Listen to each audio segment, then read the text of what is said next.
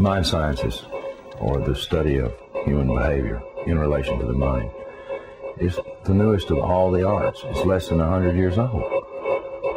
And it is by far the one that is most cloaked in secrecy.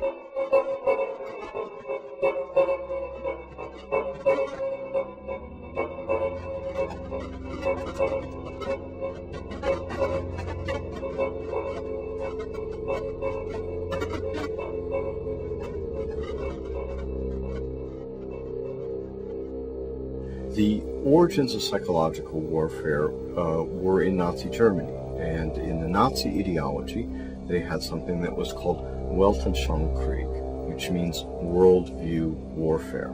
The idea for them was imposing the Nazi worldview on the countries that they had occupied. The Americans picked up this idea, created an American version of it, and called that psychological warfare.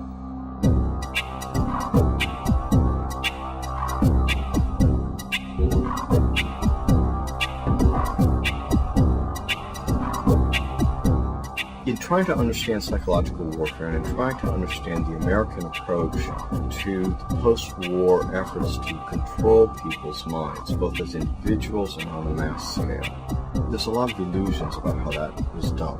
Were Nazis involved in that process? Yes, they were. Project Paperclip was a United States government-sanctioned CIA operation for the importation of Nazi and fascist scientists into the United States.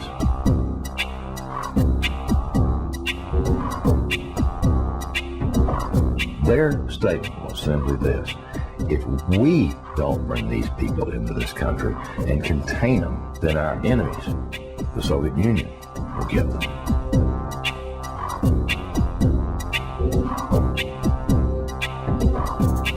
The first wave was to bring these scientists. There was 700-odd propulsion scientists, and then there were some 600 and some odd mind scientist people that they brought in. The CIA was given the responsibility of actually placing the individuals that had a Project Paperclip into the military-industrial complex, including our colleges and universities.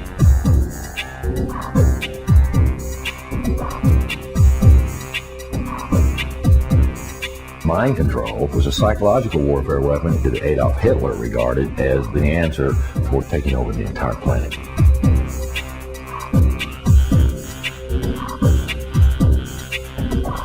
The name for the mind control research in this country was MKUltra. MKUltra was one program, a series of programs that came out of the CIA to experiment with different types of mind control, using drugs, using electroshock, using insulin shock, and other techniques.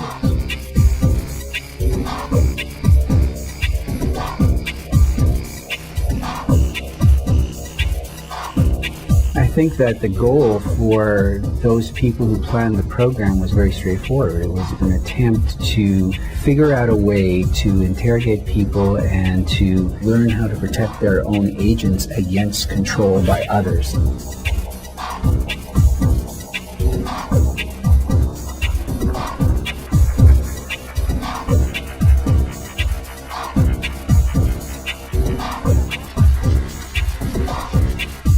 If you put someone in a position of being disabled by not feeding them or not allowing them to sleep or overwhelming them with sound, if you use massive shock treatment and you give people massive doses of drugs such as PCP or mescaline or amphetamines or LSD, and if you put them in periods of darkness where they can't predict from one minute to another what is going to happen next, so they're always dreading, there's no consistency to sort of what's going to happen, anybody can be put in a position of being open to brainwashing.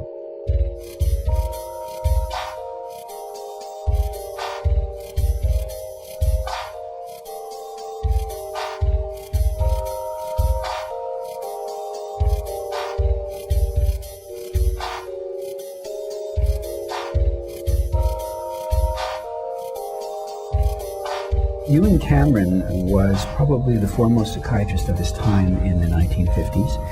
He was using high-tech sound techniques. He was using multiple kinds of loop recorders to force people to listen to recorded messages 24 hours a day for weeks on end to basically destroy people's thinking patterns.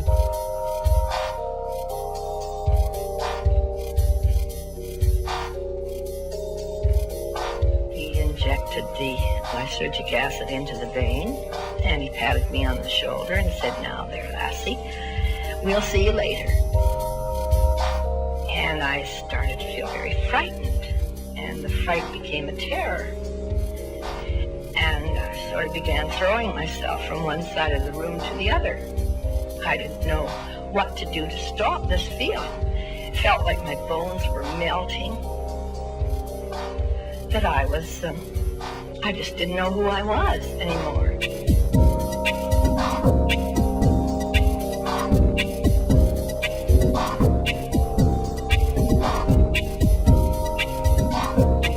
This is not just break-ins of people's homes. It's not just invasions of privacy by illegal wiretapping. This is an invasion of a person's mind. And that is about as profound an injury, except for loss of life, that the government can impose.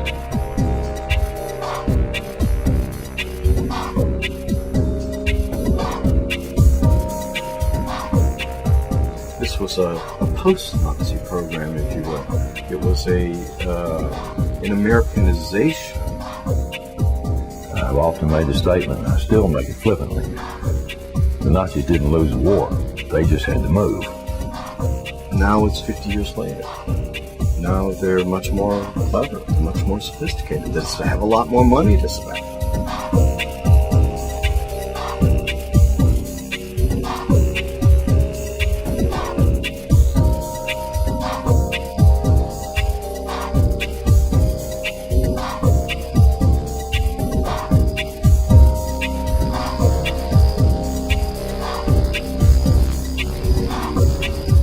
His motor coordination was disrupted because of the compound's effect.